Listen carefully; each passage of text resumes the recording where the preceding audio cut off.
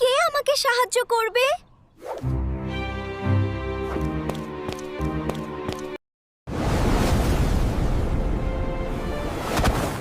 আমি সুপারহিরো, আমি সব ঠিক করে দেব।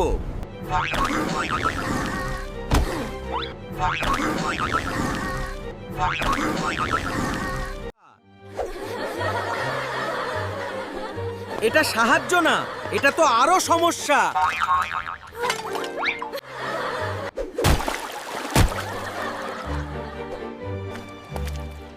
আসল শক্তি হল ধৈর্য, দয়া আর ভালো আচরণ। আমি বুঝেছি, সত্যিকারের হিরো হওয়া মানে এটা না।